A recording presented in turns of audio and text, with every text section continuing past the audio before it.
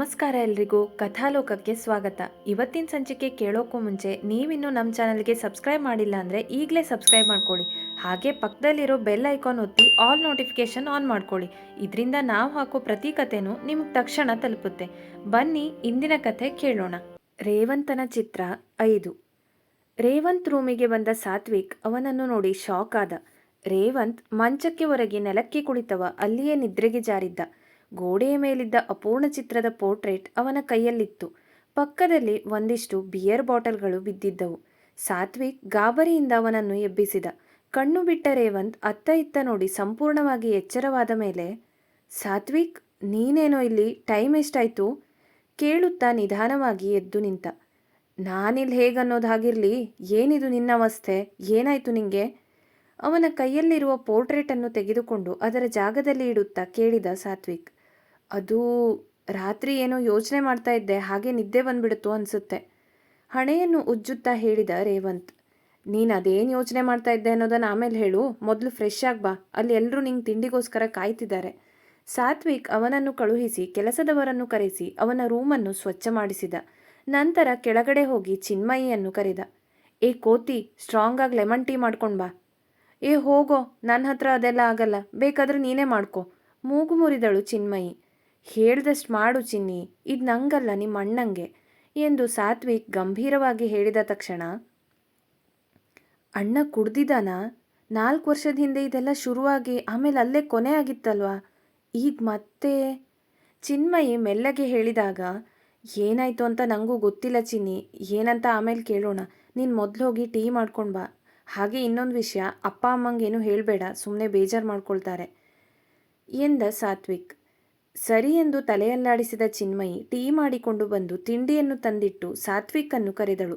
ಸಾತ್ವಿಕ್ ರೇವಂತನ್ನು ಕರೆದುಕೊಂಡು ಬರುತ್ತೇನೆ ಎಂದು ಅವನ ರೂಮಿನ ಕಡೆ ಹೊರಟಾಗ ರೇವಂತ್ ಅಲ್ಲಿಗೆ ಫ್ರೆಶ್ ಆಗಿ ಬಂದಿದ್ದ.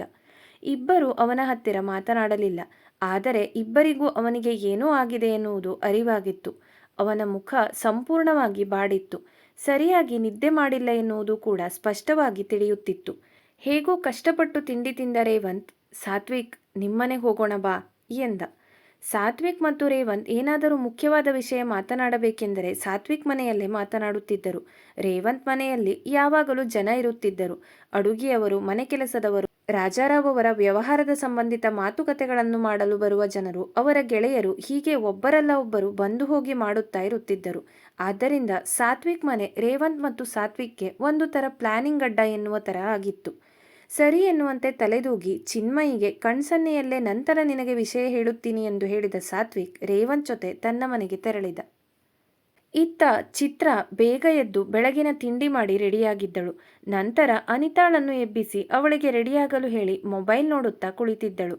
ಪ್ರಣವ್ ಕಾಲ್ ಬಂದಿತ್ತು. ಆಫೀಸಿಗೆ ರಜಾ ಇದ್ದರೂ ಪ್ರಣವ್ ಕರೆ ಮಾಡಿದ್ದನ್ನು ನೋಡಿ ಚಿತ್ರಳಿಗೆ ಏನಿರಬಹುದೆಂದು ಗಾಬರಿಯಾಯಿತು. ಪ್ರಣವ್ ಮತ್ತು ಶುಭಶ್ರೀ ವಾರದ ಕೊನೆಯಲ್ಲಿ ತಮ್ಮ ಗೆಳೆಯತಿಯರ ಜೊತೆ ಸುತ್ತಾಡಲು ಹೋಗುತ್ತಿದ್ದರು. ಕೆಲವೊಮ್ಮೆ ಮಾತ್ರ ಚಿತ್ರ ಅವರ ಜೊತೆಯಾಗುತ್ತಿದ್ದಳು. ಗಾಬರಿಯಿಂದಲೇ ಕರೆ ಸ್ವೀಕರಿಸಿದಳು Chitra. Hello Chitra, good morning ನಗುತ್ತಾ ವಿಶ್ ಮಾಡಿದ್ದ Pranav. Hello Pranav, good morning, ಏನಾಯಿತು? ಅರೆ ಚಿತ್ರ, ಯಾಕೆಷ್ಟು ಗಾಬರಿಯಾಗಿದೆಯಾ? ಏನಿಲ್ಲ ಪ್ರಣವ್, ನೀವು ಹೀಗೆ ವೀಕೆಂಡಲ್ಲಿ ಕಾಲ್ ಮಾಡ್ತಿರ್ಲಿಲ್ವಲ್ಲ, ಏನಾದರೂ ಹೊರಗಡೆ ಹೋಗೋ ಪ್ಲ್ಯಾನ್ಸ್ ಇದ್ದರೆ ಮೊದಲೇ ನಂಗೆ ತಿಳಿಸ್ತಿದ್ರಿ ಅಲ್ವಾ? ಇವತ್ತು ಅಚಾನಕ್ಕಾಗಿ ಕರೆ ಮಾಡಿದ್ರಿಂದ ಏನಾಯಿತು ಅಂತ ಯೋಚನೆ ಬಂತು ಅಷ್ಟೆ, ಗಂಭೀರವಾಗಿ ಹೇಳಿದ್ದಳು ಚಿತ್ರ. ಹೌದು ಚಿತ್ರ, ಇವತ್ತು ನಮ್ದೇನು ಪ್ಲ್ಯಾನ್ಸ್ ಇಲ್ಲ. ಶುಭಶ್ರೀ ಬೇರೆ ಟ್ರಿಪ್ಗೆ ಹೋಗಿದ್ದಾಳೆ, ಅವಳೇ ಎಲ್ಲ ಪ್ಲ್ಯಾನ್ಸ್ ಮಾಡ್ತಿದ್ಲು. ಇವತ್ತು ನಾನು ನನ್ನ ಫ್ರೆಂಡ್ಸಿಗೆ ಹೊರಗಡೆ ಹೋಗೋಣ ಅಂತ ಕೇಳಿದೆ, ಆದರೆ ಎಲ್ಲರೂ ಒಂದೊಂದು ಕಾರಣ ಹೇಳ್ತಿದ್ದಾರೆ. ಅದಕ್ಕೆ ನಿಂಗೆ ಕಾಲ್ ಮಾಡಿದೆ. ನೀನು ಫ್ರೀ ಇದ್ದರೆ ನಾವಿಬ್ಬರು ಮೂವಿಗೆ ಹೋಗೋಣವಾ ಕೇಳಿದ ಪ್ರಣವ್. ಚಿತ್ರಳಿಗೆ ಪ್ರಣವ್ ಜೊತೆ ಹೊರಗಡೆ ಹೋಗುವುದು ಹೊಸದೇನಾಗಿರಲಿಲ್ಲ. ಪ್ರಣವ್ ಆಫೀಸಿನಲ್ಲಿ ಮಾತ್ರ ಅವರೆಲ್ಲರ ಬಾಸ್ ಆಗಿದ್ದ. ಅದರ ಹೊರತಾಗಿ ಅವನು ಶುಭಶ್ರೀ ಮತ್ತು ಚಿತ್ರಳ ಜೊತೆ ಒಳ್ಳೆಯ ಗೆಳೆಯನಾಗಿ ಆರಾಮಾಗಿ ಮಾತನಾಡಿಕೊಂಡು ಇರುತ್ತಿದ್ದ. ಆಫೀಸಿನ ಹೊರಗೆ ಅವನನ್ನು ನೋಡಿದರೆ ಅವನು ಒಂದು ಕಂಪನಿಯ ಮಾಲೀಕ ಎಂದು ಯಾರಿಗೂ ತಿಳಿಯುತ್ತಿರಲಿಲ್ಲ. ಯಾವಾಗಲೂ ಲವಲವಿಕೆಯಿಂದ ಯಾವುದೇ ಅಹಂಕಾರವಿಲ್ಲದೆ ಹರಟುತ್ತಾ ಇವರೆಲ್ಲರ ಜೊತೆ ಕಾಲ ಕಳೆಯುತ್ತಿದ್ದ. ಆದರೆ ಅವಳು ಕಂಪನಿ ಸೇರಿದಾಗಿನಿಂದ ಪ್ರಣವ್ ಜೊತೆ ಚಿತ್ರ ಒಬ್ಬಳೇ ಹೋಗಿರುವುದು ಕೇವಲ ಬಿಸ್ನೆಸ್ ಮೀಟಿಂಗ್ಗಳಿಗೆ ಮಾತ್ರ. ಅದರ ಹೊರತಾಗಿ ಅವನ ಜೊತೆ ಹೊರಗಡೆ ಹೋಗಿದ್ದು ತುಂಬ ಕಡಿಮೆ, ಹೋಗಿದ್ದೇ ಇಲ್ಲ ಎಂದರೂ ಸರಿಯೇ. ಉಳಿದ ಎಲ್ಲ ಕಡೆ ಅಂದರೆ ಥಿಯೇಟರ್, ಜಾತ್ರೆ, ಮೇಳ, ಮಾಲ್ ಹೀಗೆ ಸುತ್ತಾಡಲು ಹೋಗಿದ್ದರೂ ಶುಭಶ್ರೀ ಮತ್ತು ಅವರಿಬ್ಬರ ಗೆಳೆಯ ಗೆಳತಿಯರು ಯಾವಾಗಲೂ ಜೊತೆ ಇರುತ್ತಿದ್ದರು. ಆದ್ದರಿಂದ ಪ್ರಣವ್ ಅಂದು ಈ ರೀತಿ ಕೇಳಿದಾಗ ಸ್ವಲ್ಪ ಅವಳಿಗೆ ಕಸಿವಿಸಿಯಾಗಿತ್ತು. ಪ್ರಣವ್ ಜೊತೆ ಹೋಗಲು ಅವಳಿಗೆ ಭಯವೇನಿರಲಿಲ್ಲ, ಆದರೆ ಒಬ್ಬಳೇ ಹೋಗುವಷ್ಟು ಸಲಿಗೆ ಕೂಡ ಇರಲಿಲ್ಲ, ಆಸಕ್ತಿ ಕೂಡ ಇರಲಿಲ್ಲ ಎಂದರೂ ತಪ್ಪಾಗಲಾರದು. ಈಗ ಚಿತ್ರಳಿಗೆ ನಿರಾಕರಿಸಲು ಸುಳ್ಳು ಹೇಳಬೇಕೆಂದಿರಲಿಲ್ಲ, ಆದ್ದರಿಂದ ಸಮಾಧಾನದಿಂದ ಉತ್ತರಿಸಿದಳು. ಅದು ಪ್ರಣವ್, ಇವತ್ತು ನಾನು ಮತ್ತು ನನ್ನ ಫ್ರೆಂಡ್ ಅನಿತಾ ಹೊರಗಡೆ ಹೋಗ್ತಾ ಇದ್ದೀವಿ, ಕ್ಷಮಿಸಿ, ಅದಕ್ಕೆ ಬರೋಕ್ಕಾಗಲ್ಲ.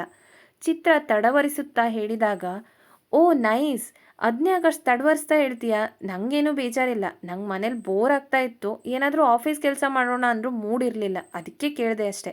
ಸರಿ, ಎಂಜಾಯ್ ಮಾಡಿ, ಹುಷಾರು, ಕರೆ ತುಂಡರಿಸಿದ ಪ್ರಣವ್. ಅಷ್ಟರಲ್ಲಿ ಅನಿತಾ ರೆಡಿಯಾಗಿ ಬಂದಿದ್ದಳು. ಚಿತ್ರಾಗೆ ಯಾಕೋ ಪ್ರಣವ್ಗೆ ತಮ್ಮ ಜೊತೆ ಬರುತ್ತೀರಾ ಎಂದು ಕೇಳಬೇಕಾಗಿತ್ತು ಎಂದೆನಿಸಿತು. ಅನು, ಪ್ರಣವ್ ಕಾಲ್ ಮಾಡಿದ್ರು, ಹೊರಗಡೆ ಎಲ್ಲಾದರೂ ಹೋಗೋಣವಾ ಅಂತ ಕೇಳೋಕೆ. ನಾನು ನಿನ್ನ ಜೊತೆ ಹೋಗ್ತಾ ಇದ್ದೀನಿ ಅಂತ ಹೇಳಿದೆ, ಅವರಿಗೇನೋ ಬೇಜಾರಾಗಿಲ್ಲ, ಆದರೆ ನಾನು ನಮ್ಮ ಜೊತೆ ಬರ್ತೀರಾ ಅಂತ ಕೇಳಬೇಕಿತ್ತೇನೋ ಅಲ್ವಾ? ಅನಿತಾಳನ್ನು ಪ್ರಶ್ನೆ ಮಾಡಿದಳು ಚಿತ್ರ. ಇದೇನೇ ಚಿತ್ರ, ಇದು ನನ್ನ ಕೇಳೋ ಪ್ರಶ್ನೆನಾ? ಅವ್ರನ್ನ ಕರಿಬೇಕಿತ್ತು ತಾನೇ. ಪಾಪ, ಅಷ್ಟು ದೊಡ್ಡ ಕಂಪ್ನಿ ಓನರ್ ಆದರೂ ಹೊರಗಡೆ ಹೋಗೋಣ ಅಂತ ನಿನ್ನ ಹತ್ರ ಕೇಳಿದ್ದಾರೆ. ನೀನು ಅವ್ರ ಬಗ್ಗೆ ಎಷ್ಟೊಂದು ಹೇಳಿದೀಯಾ, ತುಂಬ ಒಳ್ಳೆಯವರು, ಯಾವುದೇ ಅಹಂಕಾರ ಇಲ್ಲ, ಫ್ರೆಂಡ್ಲಿ ಆಗಿರ್ತಾರೆ ಅಂತ. ಇಷ್ಟಾದಮೇಲೆ ನೀನು ಕೇಳದೆ ಇರೋದು ತಪ್ಪೇ ತಾನೆ. ಈಗಲೇ ಕಾಲ್ ಮಾಡು, ಅವ್ರನ್ನ ಕರಿ ಎಂದಳು ಅನಿತಾ. ಅಲ್ಲ, ಅವ್ರು ಬಂದರೆ ನಿಂಗೇನು ಸಮಸ್ಯೆ ಇಲ್ಲ ತಾನೆ, ಮತ್ತೆ ಹಾಗೆ ಕೇಳೋದು ಸರಿ ಅನಿಸುತ್ತೆ ಅಲ್ವಾ? ನಮ್ಮ ಜೊತೆಗೆ ಅವ್ರನ್ನ ಕರೆಯೋದು ಮತ್ತು ನಾವು ಎಲ್ಲಿಗೆ ಹೋಗ್ತಾ ಇದ್ದೀವಿ ಅಂತಲೂ ನೀನು ಹೇಳ್ತಾ ಇಲ್ಲ ಎಂದು ಮತ್ತೆ ಚಿತ್ರ ಹೇಳಿದಾಗ, ಅಯ್ಯೋ ಚಿತ್ರ, ತುಂಬ ಯೋಚನೆ ಮಾಡಬೇಡ, ನೀನು ಮೊದಲು ಕಾಲ್ ಮಾಡಿ ಕರಿ, ಬರೋದು ಬಿಡೋದು ಅವರಿಷ್ಟ, ಆಮೇಲೆ ಈ ಅಡ್ರೆಸ್ಸಿಗೆ ಬರೋಕೆ ಹೇಳು, ಅಲ್ಲಿಂದ ಹೋಗೋಣ ಅಂತ ಹೇಳು ಎನ್ನುತ್ತಾ ಅಡ್ರೆಸ್ ಹೇಳಿದಳು ಅನಿತಾ. ಅನಿತಾಳ ಮಾತಿನಂತೆ ಚಿತ್ರ ಮತ್ತೆ ಪ್ರಣವ್ಗೆ ಕಾಲ್ ಮಾಡಿದಳು. ಕರೆ ಸ್ವೀಕರಿಸಿದ ಪ್ರಣವ್, ಹೇಳು ಚಿತ್ರ, ಏನಾಯಿತು? ಅದು ಪ್ರಣವ್, ನಿಮ್ಗೆ ಓಕೆ ಅಂದರೆ ನೀವು ನಮ್ಮ ಜೊತೆಗೆ ಜಾಯ್ನ್ ಆಗ್ಬೋದು, ಅಂದರೆ ನನ್ನ ರೂಮ್ಮೇಟ್ ಬರ್ತಾಳೆ, ನಿಮಗೇನು ಪ್ರಾಬ್ಲಮ್ ಇಲ್ಲ ಅಂದರೆ ಕೇಳಿದಳು ಚಿತ್ರ. ವಾವ್, ನನಗೇನು ಪ್ರಾಬ್ಲಮ್ ಇಲ್ಲ ಚಿತ್ರ, ನಿನ್ನ ರೂಮ್ಮೇಟ್ಗೂ ಪ್ರಾಬ್ಲಮ್ ಇಲ್ಲ ಅಂದ್ಕೊಳ್ತೀನಿ. ಅಂದ್ಹಾಗೆ ಎಲ್ಲಿಗೆ ಹೋಗ್ತಾ ಇದ್ದೀರಾ? ನನಗೂ ಗೊತ್ತಿಲ್ಲ ಪ್ರಣವ್, ಅನಿತಾ ಸರ್ಪ್ರೈಸ್ ಅಂತ ಹೇಳಿದಾಳೆ, ನಿಮ್ಗೆ ಅಡ್ರೆಸ್ ಕಳಿಸ್ತೀನಿ, ನಾವು ಅಲ್ಲಿಗೆ ಬರ್ತೀವಿ, ಆಮೇಲೆ ಒಟ್ಟಿಗೆ ಹೋಗೋಣ, ಓಕೆ ಅಲ್ವಾ?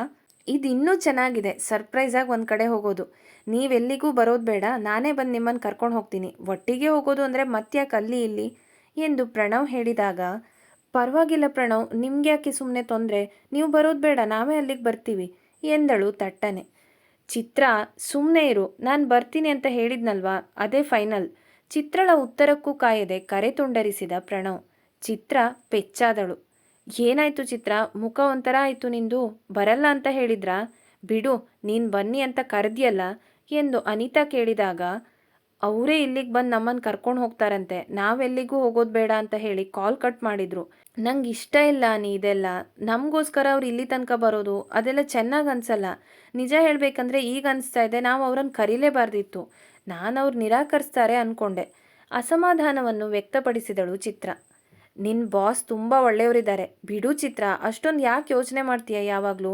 ಅವ್ರು ಹೇಳಿದ್ದು ಸರಿಯಾಗಿದೆ ತಾನೆ, ನಾವು ಇಲ್ಲಿಂದ ಬಸ್ ಹಿಡಿದು ಅಲ್ಲಿಗೆ ಹೋಗೋ ತನಕ ತುಂಬ ಟೈಮ್ ಆಗುತ್ತೆ, ಮತ್ತು ಅವ್ರಿಗೆ ಕಾಲ್ ಮಾಡಬೇಕು, ಅವ್ರು ನಮಗೆ ಅಲ್ಲಿ ಕಾಯಬೇಕು, ಇದೆಲ್ಲ ಯಾವುದೂ ಇರಲ್ಲ.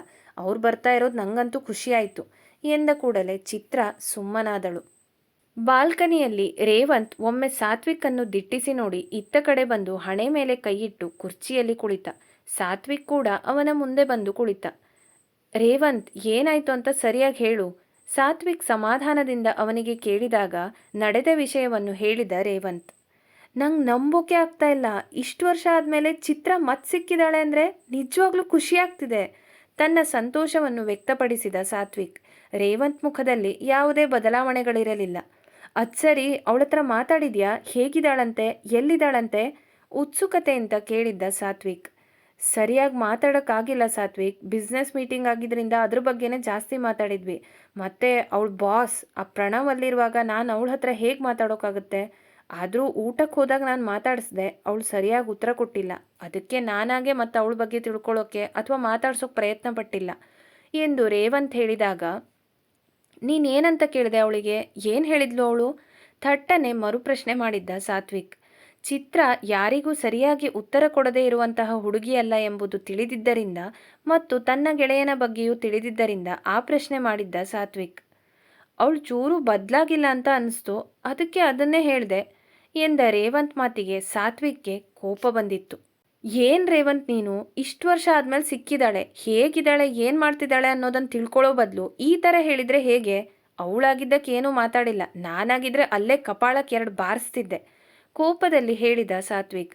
ನಾನೇನು ತಪ್ಪು ಮಾಡಿದೆ ಸಾತ್ವಿ? ಅವಳು ನಿಜವಾಗ್ಲೂ ಮೊದಲಿನ ಥರನೇ ಇದ್ದಾಳೆ, ಅದೇ ವೇಷಭೂಷಣ, ಅದೇ ಮುಗ್ಧತೆ, ಅದಕ್ಕೆ ನಾನು ಹಾಗೆ ಹೇಳಿದೆ ಎಂದು ರೇವಂತ್ ಸಮರ್ಥನೆ ಮಾಡಿದಾಗ, ನಿನ್ಗೇನು ಹೇಳಬೇಕು ರೇವಂತ್, ನನಗಂತೂ ಅರ್ಥ ಆಗ್ತಾ ಇಲ್ಲ. ಇಷ್ಟು ವರ್ಷ ಆದಮೇಲೆ ಸಿಕ್ಕಿದಾಗ ಈ ಥರ ಕೇಳಿದರೆ ಯಾರಾದರೂ ಏನು ಅಂತ ಮಾತಾಡೋಕ್ಕಾಗುತ್ತೆ ಹೇಳು? ಇದರಲ್ಲಿ ಅವಳು ತಪ್ಪೇನೂ ಇಲ್ಲ. ನಿಂಗೆ ಯಾವಾಗಲೂ ನನ್ನ ತಪ್ಪೇ ಕಾಣಿಸುತ್ತೆ ಸಾತ್ವಿಕ್, ನನ್ನನ್ನು ಯಾರೂ ಅರ್ಥ ಮಾಡ್ಕೊಳ್ಳೋದೇ ಇಲ್ಲ ಇಲ್ಲಿ ಎಂದ ರೇವಂತ್. ರೇವಂತ್ ನಿಜವಾಗಿಯೂ ಬದಲಾಗಿದ್ದಾನೆ ಎಂಬುದು ತಿಳಿದಿದ್ದ ಸಾತ್ವಿಕ್ ಆದ್ದರಿಂದ ಮತ್ತೆ ಆ ವಿಷಯವನ್ನು ಮುಂದುವರಿಸಲು ಹೋಗಲಿಲ್ಲ. ಸರಿ ಬಿಡು, ನಿನ್ನೆ ಏನೋ ಹಾಗಾಯಿತು, ಇನ್ಮೇಲೆ ಅವಳ ಜೊತೆನೇ ಕೆಲಸ ಮಾಡಬೇಕು ಅಂದ್ಯಲ್ಲ, ಅವಳ ಹತ್ರ ಮಾತಾಡಿ ಎಲ್ಲ ಸರಿ ಮಾಡ್ಕೊ ಎಂದ ಸಾತ್ವಿಕ್. ನಾನು ಯಾಕೆ ಹೋಗಿ ಅವಳ ಹತ್ರ ಮಾತಾಡಲಿ ಸಾತ್ವಿಕ್? ನಿಂಗೆ ವಿಷಯನ ಹೇಳಬೇಕಿತ್ತು, ಅದಕ್ಕೆ ಹೇಳಿದೆ. ನೀನು ನನ್ನ ಹತ್ರ ಹೋಗಿ ಮಾತಾಡು, ಕ್ಷಮೆ ಕೇಳು ಅಂತೆಲ್ಲ ಹೇಳ್ತಾ ಬರಬೇಡ. ಅಷ್ಟಕ್ಕೂ ಅವಳು ಎಲ್ಲನೂ ಮರೆತು ಮುಂದೆ ಬಂದಿದ್ದಾಳೆ ಅನಿಸುತ್ತೆ, ಅದು ಕೂಡ ಪ್ರಣವ್ ಜೊತೆ ಎಂದು ಜೋರಾಗಿ ಹೇಳಿದ ರೇವಂತ್. ಕೊನೆ ಮಾತುಗಳನ್ನು ಹೇಳುವಾಗ ರೇವಂತ್ ಮುಖದಲ್ಲಿ ಕೋಪ, ಅಸಮಾಧಾನ ಇತ್ತು. ಓಹೋ, ಇದಾ ಪ್ರಾಬ್ಲಮ್? ನಿಂಗೆ ಅವಳು ಪ್ರಣವ್ ಜೊತೆ ಇದ್ಲು ಅಂತ ಕೋಪ ಬಂದಿದೆ ಈಗ? ಸಾತ್ವಿಕ್ ಕೇಳಿದಾಗ, ನಂಗೆ ಯಾಕೆ ಕೋಪ ಬರಬೇಕು? ಹಾಗೆಲ್ಲ ಏನೂ ಇಲ್ಲ. ಅವಳು ಚೆನ್ನಾಗಿರ್ತಾಳೆ, ಖುಷಿಯಿಂದ ಇರ್ತಾಳೆ ಅಂದರೆ ನಾನು ಅದನ್ನು ಹಾಳು ಮಾಡೋಕ್ಕೆ ಹೋಗಲ್ಲ. ಆದರೆ ಏನಾದರೆ ಸುಮ್ಮನೆ ಇರಬೇಡ, ಏನಂತ ಹೇಳಿಬಿಡು. ಮೊದಲನೇದಾಗಿ ಬಿಟ್ಟು ಹೋಗಿದ್ದು ಅವಳೇ, ನಾನು ಏನೇನೋ ಹೇಳಿದೆ ಸರಿ, ಆದರೆ ಅವಳು ಜಗಳ ಮಾಡ್ಬೋದಿತ್ತಲ್ವಾ? ಈಗ ಅವಳು ನಡೆದಿದ್ದನ್ನೆಲ್ಲ ಮರೆತು ಮುಂದೆ ಬಂದಿದ್ದಾಳೆ ಅಂದರೆ ಅವಳಿಗೆ ಯಾರು ಬೇಡ ಅಂತಾಯ್ತಲ್ವಾ? ಇನ್ನು ನಾನೇನು ಹೋಗಿ ಮಾತಾಡೋದಿದೆ? ನನ್ನ ಬಗ್ಗೆ ಚೂರಾದರೂ ಕಾಳಜಿ ಇದ್ದಿದ್ರೆ ನಿನ್ನೆ ಅವಳೇ ಮತ್ತೇನಾದರೂ ಬಂದು ಮಾತಾಡಿಸ್ತಿದ್ಲು ಎಂದ ರೇವಂತ್ ಮಾತಿಗೆ. ಇದಪ್ಪ ಮಾತು, ತಪ್ಪು ಮಾಡಿರೋದೆಲ್ಲ ನೀನು, ಬಿಟ್ಟು ಹೋಗೋ ಥರ ಮಾಡಿದ್ದು ನೀನು, ಈಗ ಅವಳೇ ನಿನ್ನ ಹತ್ರ ಮಾತಾಡಬೇಕು. ಬಿಡು ಅದನ್ನೆಲ್ಲ ಇಲ್ಲಿಗೆ. ಅಷ್ಟಕ್ಕೂ ನಿಂಗೆ ಅವಳು ಚೆನ್ನಾಗಿದ್ರೆ ಆಯಿತು ಅಂದ್ಯಲ್ಲ, ಇನ್ನೇನು? ಅವಳು ಪ್ರಣವ್ ಜೊತೆ ಹೋದ್ರು ಅಥವಾ ಇನ್ಯಾರ ಜೊತೆ ಹೋದರೂ ಖುಷಿಯಿಂದ ಇದ್ದರೆ ಆಯ್ತಲ್ವಾ ಎಂದ ಸಾತ್ವಿಕ್. ಸಾತ್ವಿಕ್ ಜೋರಾಗಿ ಹೇಳಿದ ರೇವಂತ್. ಅವನ ಹತ್ತಿರ ಬಂದ ಸಾತ್ವಿಕ್, ಸಮಾಧಾನ ಮಾಡ್ಕೋ ರೇವಂತ್, ನಿಂಗೆ ಅವಳ ಮೇಲೆ ಪ್ರೀತಿ ಇದೆ, ನಿನ್ನ ತಪ್ಪಿನ ಅರಿವಾಗಿದೆ, ಅದನ್ನೇ ಅವಳಿಗೆ ಹೇಳಿ ಎಲ್ಲನೂ ಸರಿ ಮಾಡ್ಕೋ ಅಷ್ಟೇ. ಹೋಗಿ ಕ್ಷಮೆ ಕೇಳೋದ್ರಲ್ಲಿ ನೀನೇನು ಸಣ್ಣವನಾಗಲ್ಲ, ನಿನ್ನ ಬಗ್ಗೆ ಅವಳು ಏನೂ ತಪ್ಪಾಗಿ ಅಂದ್ಕೊಳ್ಳಲ್ಲ. ಅವಳು ಮೂವ್ ಆನ್ ಆಗಿದ್ದಾಳೋ ಇಲ್ವೋ ಅದು ಕೂಡ ನಿಂಗೆ ಗೊತ್ತಿಲ್ಲ. ಏನೇನೋ ನೀನೇ ಕಲ್ಪನೆ ಮಾಡಿಕೊಂಡು ಸುಮ್ಮನೆ ವಾದ ಮಾಡ್ತಾ ಇರಬೇಡ. ಅಕಸ್ಮಾತ್ ಅವಳ ಜೀವನ ಬದಲಾಗಿದ್ರು ಒಮ್ಮೆ ಮಾತಾಡೋದ್ರಲ್ಲಿ ಏನೂ ತಪ್ಪಿಲ್ಲ. ನಾನು ಕ್ಷಮೆ ಕೇಳ್ತೀನಿ, ಆದರೆ ಅವಳಿಗೂ ನನ್ನ ಹತ್ರ ಮಾತಾಡಬೇಕು ಅನ್ನೋದು ಇರಬೇಕಿತ್ತಲ್ವಾ? ಇಷ್ಟು ವರ್ಷ ಆದಮೇಲೆ ನನ್ನ ನೋಡಿದ ಮೇಲೆ ಒಂದು ಸಲನೂ ನಾನು ಮಾತಾಡಿಸೋ ಪ್ರಯತ್ನ ಮಾಡಿಲ್ಲ ಅವಳು. ಅಂದರೆ ಅವಳಿಗೆ ಆಸಕ್ತಿನೇ ಇಲ್ಲ ಅಂತಾಯಿತು. ಹೀಗಿದ್ದಾಗ ನಾನು ಯಾಕೆ ಹೋಗಲಿ ಎಂದು ಮತ್ತೆ ವಾದ ಮಾಡಿದ ರೇವಂತ್. ಅವಳು ಕತ್ತಲ್ಲಿ ಒಂದು ಬಂಗಾರದ ಚೈನ್ ಅಷ್ಟೇ ಇತ್ತು. ಅವಳು ಹಳೆದನ್ನೆಲ್ಲ ಮರೆತು ಆರಾಮಾಗಿದ್ದಾಳೆ, ಬಹುಶಃ ಪ್ರಣವ್ ಜೊತೆ ಎಂದು ಮನಸ್ಸಿನಲ್ಲಿ ಅಂದುಕೊಂಡ ರೇವಂತ್, ನಿಂಗೆ ಅವಳ ಮೇಲೆ ಯಾವಾಗಲೂ ಪ್ರೀತಿ ಇತ್ತು, ಅದು ಅರಿವಾಗೋಕ್ಕೆ ತಡ ಆಯಿತು, ನಾನು ಒಪ್ಕೋತೀನಿ. ಆದರೆ ಈಗ ಒಂದು ಅವಕಾಶ ಸಿಕ್ಕಾಗ ನಿಂಗೆ ಅದನ್ನ ಹೇಳೋಕೆ ನಿನ್ನ ಅಹಂ ಅಡ್ಡ ಬರ್ತಿದೆ ಅಷ್ಟೇ. ಒಂದು ಸಲ ನಿನ್ನ ಅಹಂ ಬದಿಗಿಟ್ಟು ಸೋತು ಅವಳ ಹತ್ರ ಹೋಗು. ಪ್ರೀತಿಲಿ ಸೋತು ನೋಡು, ಆಮೇಲೆ ಗೆಲುವು ನಿಂದೇ ಆಗುತ್ತೆ. ಪ್ರೀತಿಲಿ ಸೋತು ಗೆಲ್ಲೋದೇ ಗೆಲುವು. ನಿಂಗೆಲ್ಲನೂ ಅರ್ಥ ಆಗ್ತಿದೆ ರೇವಂತ್, ಆದರೆ ಅದನ್ನು ಒಪ್ಕೊಳ್ಳೋಕೆ ರೆಡಿ ಇಲ್ಲ ನೀನು. ನಾನು ಇದ್ರ ಬಗ್ಗೆ ನಿಂಗೆ ಜಾಸ್ತಿ ಏನೂ ಹೇಳಲ್ಲ, ನೀನೇ ಯೋಚನೆ ಮಾಡಿ ನೋಡು ಎಂದ ಸಾತ್ವಿಕ್ ಗಂಭೀರವಾಗಿ. ನೋಡೋಣ ಸಾತ್ವಿಕ್, ಅವಳಿಗೆ ಪ್ರಣವ್ ಜೊತೆಗೆ ಖುಷಿ ಸಿಗುತ್ತೆ ಅಂದರೆ ಅದನ್ನು ನಾನು ಒಪ್ಕೋತೀನಿ. ಅವಳ ಪಾಡಿಗೆ ಅವಳು ಇಷ್ಟು ವರ್ಷ ಇದ್ದ ಹಾಗೆ ಖುಷಿಯಿಂದ ಇರಲಿ. ನೋಡು, ಮತ್ತೆ ಅದೇ ಮಾತು. ಅವಳ ಬಗ್ಗೆ ಮಾತಾಡ್ತಾ ಇದೆಯಾ ಹೊರತು ನೀನು ಹೋಗಿ ಕ್ಷಮೆ ಕೇಳಿ ಎಲ್ಲನೂ ಸರಿ ಮಾಡ್ತೀನಿ ಅನ್ನೋದನ್ನು ಹೇಳ್ತಾ ಇಲ್ಲ. ಬಿಡು, ದೇವ್ರು ಮತ್ತೊಮ್ಮೆ ಚಿತ್ರ ನಿನ್ನ ಜೀವನದಲ್ಲಿ ಬರೋ ಥರ ಮಾಡಿದ್ದಾನೆ ಅಂದರೆ ಅವನದು ಏನೋ ಮಾಸ್ಟರ್ ಪ್ಲ್ಯಾನ್ ಇರುತ್ತೆ. ಎಲ್ಲ ಅವನಿಗೆ ಬಿಡೋಣ. ಈಗ ಇಲ್ಲಿ ನೋಡು ಎನ್ನುತ್ತಾ ತನ್ನ ಮೊಬೈಲನ್ನು ಅವನ ಮುಂದೆ ಹಿಡಿದ. ರೇವಂತನ ಕಣ್ಣರಳಿತ್ತು. ಮೊದಲೇ ಹೇಳೋದಲ್ವಾ, ಹೋಗ್ಬೋದಿತ್ತು. ಈಗ ಲೇಟ್ ಆಗೋಯ್ತು, ಟಿಕೆಟ್ ಸಿಗುತ್ತೋ ಇಲ್ವೋ? ಲೇಟ್ ಏನೂ ಆಗಿಲ್ಲ, ನಾನು ಈಗಾಗಲೇ 2 ಟಿಕೆಟ್ಸ್ ತಗೊಂಡಿದ್ದೀನಿ, ಬೇಗ ರೆಡಿಯಾಗಿ ಬಾ, ಹೊರಡೋಣ ಎಂದ ಸಾತ್ವಿಕ್ ನಗುತ್ತಾ. ಅಂದು ಮತ್ತೆ ರೇವಂತ್ಗೆ ಚಿತ್ರಾಳ ದರ್ಶನವಾಗಬೇಕೆಂದು ಬರೆದಿತ್ತು. ಮುಂದುವರಿಯುವುದು. ಇವತ್ತಿನ ಸಂಚಿಕೆ ಹೇಗನ್ನಿಸ್ತು? ಅಂದಹಾಗೆ ಕತೆ ಹೇಗೆ ಹೋಗ್ತಿದೆ? ಬೋರ್ ಆಗ್ತಿಲ್ಲ ತಾನೆ? ನಿಮ್ಮ ಮನಸ್ಸಿಗೆ ಏನು ಅನಿಸ್ತಿದೆಯೋ ಅದನ್ನು ದಯವಿಟ್ಟು ಕಮೆಂಟ್ ಮಾಡಿ ತಿಳಿಸಿ. ಯಾಕಂದರೆ ನೀವು ಮಾಡೋ ಸಣ್ಣ ಕಮೆಂಟ್ ಕೂಡ ನಮಗೆ ಮುಂದಿನ ಭಾಗನ ಇನ್ನೂ ಚೆನ್ನಾಗಿ ಬರೆಯೋಕ್ಕೆ ಒಂಥರ ಬೂಸ್ಟ್ ಕೊಟ್ಟ ಹಾಗೆ. ಹಾಗೆ ಇನ್ನೂ ಸಬ್ಸ್ಕ್ರೈಬ್ ಆಗಿಲ್ಲ ಅಂದರೆ ಪ್ಲೀಸ್ ಮಾಡ್ಕೊಳ್ಳಿ. ನಿಮ್ಮ ಒಂದು ಸಬ್ಸ್ಕ್ರಿಪ್ಷನ್ ನಮ್ಗೆ ದೊಡ್ಡ ಸಪೋರ್ಟ್ ಇದ್ದ ಹಾಗೆ. ಮರಿಬೇಡಿ. ಮುಂದಿನ ಸಂಚಿಕೆಯಲ್ಲಿ ಸಿಗೋಣ. Thank you.